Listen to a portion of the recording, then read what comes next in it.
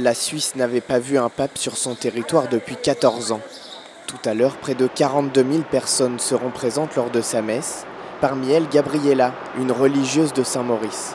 C'est une joie parce que les mots du pape m'aident toujours pour mieux vivre l'évangile, pour mieux connaître Dieu, Jésus, pour mieux m'engager.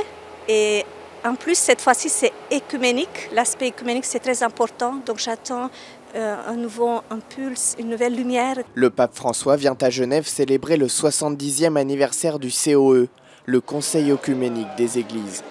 La visite, les pèlerinages du pape à Genève montrent les degrés de coopération, d'estime mutuelle entre l'Église catholique et les églises qui se rassemblent autour du Conseil œcuménique des Églises, montrent qu'il y a confiance, montrent qu'il y a un désir d'être ensemble.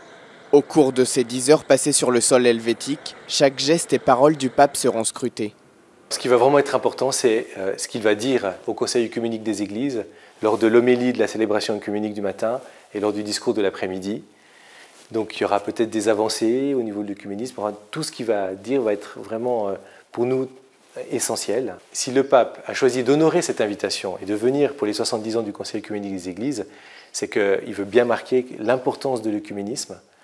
Et donc c'est déjà un signe fort en tant que tel. C'est vraiment un grand rassemblement festif qui permet vraiment de rassembler toutes sortes de personnes. Parce qu'on voit bien que le pape François touche bien au-delà même du catholicisme. Et donc je sais déjà qu'à cette messe, il y a aussi des non-catholiques qui se sont inscrits, des gens qui ne sont pas très pratiquants, mais pour qui c'est très important de participer à la messe avec le pape François.